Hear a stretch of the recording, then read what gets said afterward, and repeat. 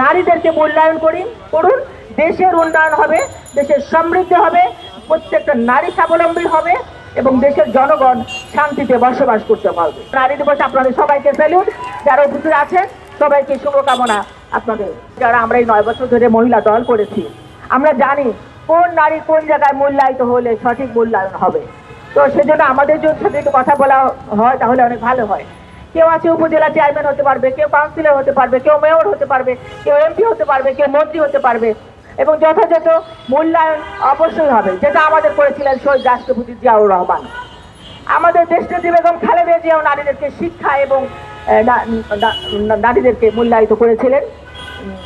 আর অথচ আমাদের দেশ তারেক রহমান এখন নিশ্চয়ই আমাদের চেয়ারম্যান তারেক রহমান এখন মূল্যায়িত করবেন। আমাদের পরীক্ষা দিতে হবে না, আমরা যুগে যুগে পরীক্ষা দিচ্ছি, 18 বছর ধরে পরীক্ষা দিচ্ছি। RICL TMX, যুগের পর যুগ স্থাপনা থাকে মজবুত।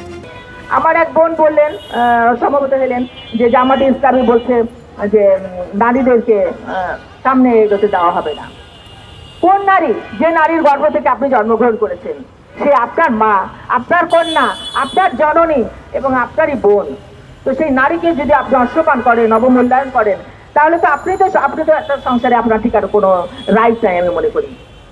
আপনি যে নারীর হাতের রান্না খান, যে নারীর গর্ভ থেকে আপনার জন্ম হয়েছে, সেই নারীর অসম্মান আপনারা করেন না। আমরা নারী, আমরা দেশের প্রয়োজনে আমরা যখন যুদ্ধ করি তখন তো আপনারা আমাদের পিছনে থাকেন, আগে থাকি আমরা। সমস্ত বিপদের ঝুঁকিটা নেই আমরা নারীরা, আর সেই নারীদেরকে আপনারা অবমূল্যায়ন করতে পারেন না। আমি প্রত্যেকটা দলের প্রত্যেকটা নেতাদেরকেও বলছি, আমি এটা আসলে একটা বার্তা আমি দিতে যাচ্ছি, এটা স্লোগান আছে, বার্তা, যে নারীদেরকে মূল্যায়ন করুন, দেশের উন্নয়ন হবে, দেশের সমৃদ্ধি হবে, প্রত্যেকটা নারী স্বাবলম্বী হবে এবং দেশের জনগণ শান্তিতে বসবাস করতে পারবে। নারীদের বব সৃষ্টি করা হচ্ছে, নারীদেরকে বিভিন্নভাবে ফেসবুকে পোশাক আশাক নিয়ে কথা বলা নিয়ে, এগুলো থেকে আমাদের বেরিয়ে আসতে হবে। আমরা যদি এখনো পিছনে পড়ে থাকি তাহলে সামনে আমরা এগোবো কিভাবে? আমাদের তো এগিয়ে যেতে হবে। আমরা ভবিষ্যতে কি করব সেটা আমাদের চিন্তা করতে হবে। তা আমরা ভবিষ্যতে এগিয়ে যেতে চাই। আমরা যে যুদ্ধ করেছি সেই যুদ্ধে আমরা জয়লাভ করতে চাই এবং আমরা প্রাপ্ত পুরস্কারটুকু আমরা চাই। তো সেইটা যদি চাওয়া আমার অন্যায় হয়ে থাকে তাহলে সেই অন্যায় আমরা মাথায় তুলে নেব ইনশাল্লাহ।